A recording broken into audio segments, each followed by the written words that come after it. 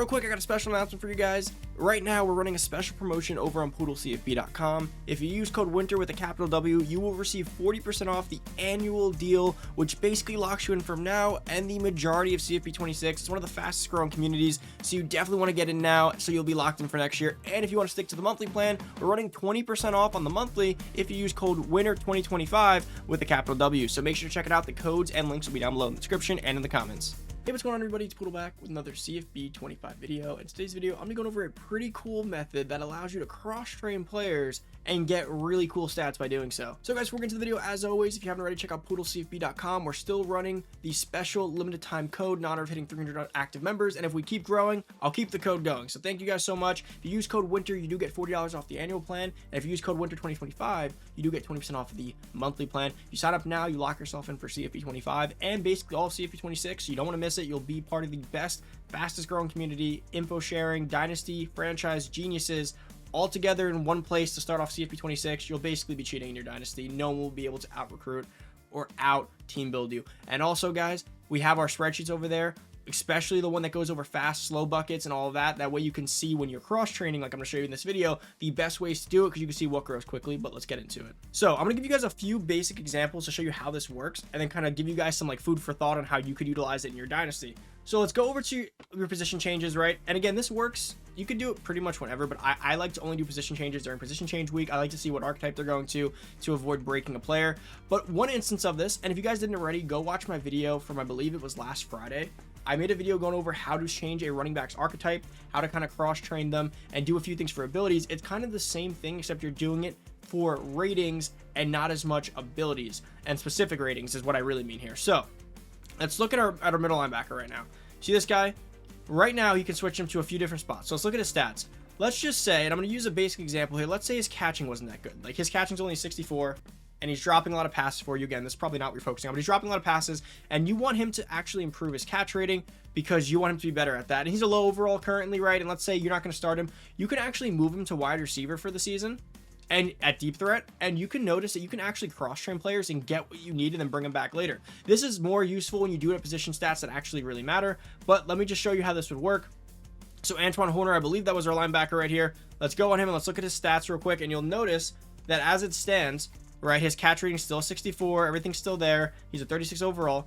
He's only 36 overall, so he's going to get a lot of XP points really quickly because it's not going to take a lot to actually upgrade him, and that's what's important here. And if you look at his hands are 1, his route running is 1, and his IQ is 2. So he's going to upgrade route running and hands super quickly. So actually, if you just let him sit here for like a season or two, he may max out all of his hands. Like his hands, IQ, and route running will, mostly route running and hands, will get upgraded very quickly. And then if you just give him one season there and bring him back, he would have probably 80 plus catching or close to it, and he'll be an elite catcher. Now, I'm using a simple example because this can get very monotonous and like down to the nitty gritty, but you see how you can do that, right? And then when you're done, you just bring him back. Just bring him back right to his spot after the season. You can do it right before training results, like right here. You can do it right before training results, and then in season, if you want, switch him right back and get your bonus. Now, the only thing to be worried about here is that in that meantime, he won't be upgrading his linebacker stats. But that's kind of okay, because either way, if he's going to graduate early, let's say, that might give him another season because you wasted it on getting his catching up. But there's ways to do this in a lot of cool ways that actually get you cool bonuses. For instance, you can move a cornerback. Let's say you have a cornerback that's really fast, but he's kind of a wimp, right? He doesn't weigh too much. He doesn't have good block strength, good hit power. You can move him to like edge or to like run stopper or to run stopper backer, and you can get his hit power and his block shed up and making an elite run stopper, and then play him in the slot, and he'll just be shedding off of guys on the slot on like outside runs or inside runs. So another way to cross-train with players like that, you could do it with DT. So let's say you have a DT that's super slow, and what you do want to make sure though is that their caps are in place.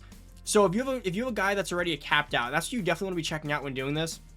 If you have a guy that's already capped out, like let's say his quickness right here, see how it's at the 2 spot and he has all the spots, there's room to grow. But if you have a guy that's already capped out and you move him down, his caps follow. So the caps aren't changing. So you definitely want to do this with people that have open caps. It's definitely better with star or better players, better devs, because they'll grow quicker. You definitely want to be doing this with like star dev, elite dev. And you want to be doing this guys that have relatively open caps, because this will make this a lot more free flowing and easier to do.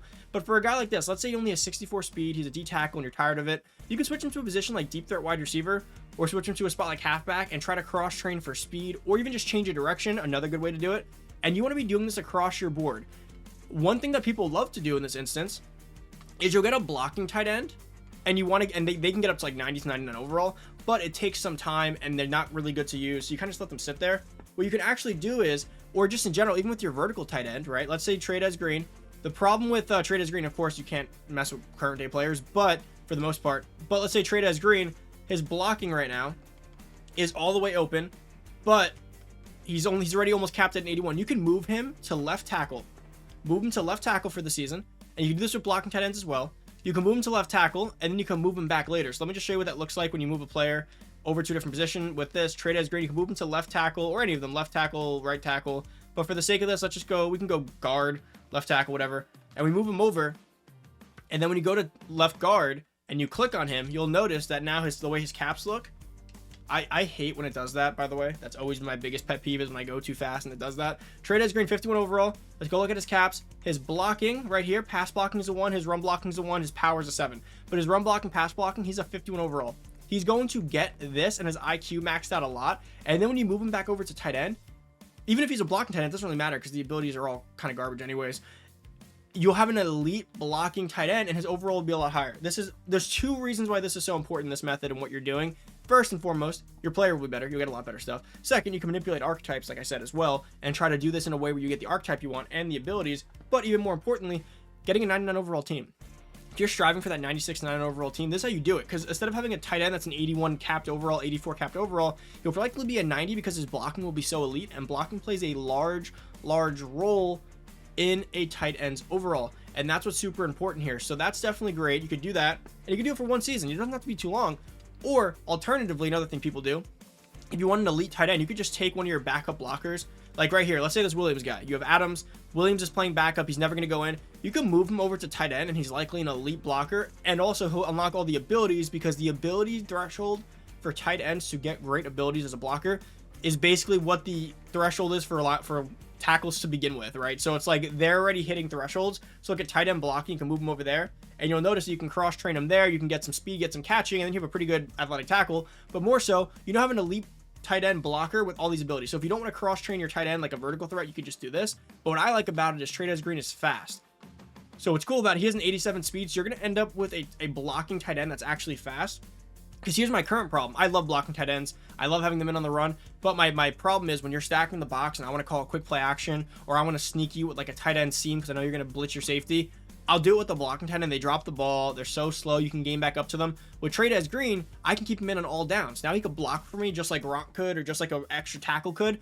But he can also play if I need to run a route. That's why this is so elite to do and cross-train players like this. And I hope you guys are utilizing this already. I know some people have talked about it, so you likely do. You can move a halfback over and forth and get the ability set up the way you want. There's so many things here. Cornerbacks as well. If you have a cornerback or a wide receiver if you have a 99 speed wide receiver, 99 COD and everything you want, speed, jump, catch, super good ball skills, you can just move him to cornerback, cross train him, get him some man in zone. And there is some instances of this like being a thing in the game, obviously, because there is the cross train abilities and try to get all that other stuff, so that's also beneficial. But there's a way of doing it a bit more in a sneakier way that benefits you and doesn't cost as much and doesn't require coaching packages. But you can do this across the board. I highly recommend you take a look through your team and start experimenting. The best thing to do is to create a fake dynasty, right? This is what I have right here, a fake dynasty, and just make a change. Like, okay, I want this wide receiver, I like him, but he's missing something. Maybe he's missing COD, maybe he's missing power. Again, like tight end. Tight end's missing blocking, or he's missing vertical threat stuff, and you can move him over. Like maybe you move trade as green over to wide receiver. You move a tight end, a vertical threat tight end over to wide receiver. Let them get some route running, let them get some catching. Move them back to wide receiver, move them back to tight end. That's another way to do that as well, to try to get things all around. Move wide receiver to tackle, get them blocking so that when they're in the run game, they can like pancake corners. A lot of cool things you could do here, and the beauty of this is that you could redshirt them in their redshirt year and do it, and you could do a few things that allow you to kind of play around with this and not kill a year. But do be wary of that. You will be technically wasting a training results period if that's what you're going to do. So if you just want some bulk, some basic upgrade, you can do it in season and just get skill points. And since they're such a low overall, like 36 to 50, they'll get a few skill points in season. They'll upgrade what you want, get them back over so they get their training results in their regular position, because you really want to be upgrading them as a linebacker, not as a left tackle at the moment. But if you really want just one great season, get everything you want, you could also leave them for training results, get that big boost, get them everything they need and bring them back. But do you understand they probably won't go up in overall too much depending on what you do. If it's blocking, it works because the tight end needs blocking. if it's catching on a linebacker, like I said in the beginning of the video, that was the point of that example. While it's good for you to have and you may appreciate it, it's not going to raise your linebacker up a lot. So he may be stuck at that 81 overall or 77 overall for the remainder of the season because you just wasted it on catching and cross training him there. So just keep that in mind, guys. That is it for the video. Hope you guys did enjoy. New to the channel, hit that subscribe button, turn that noty bell, give this video a big thumbs up as always. Make sure to check out poodlecfb.com. You won't want to be missing out on these discussions and of course the fastest growing CFB community. Thank you guys so much for watching. I'm out. Peace.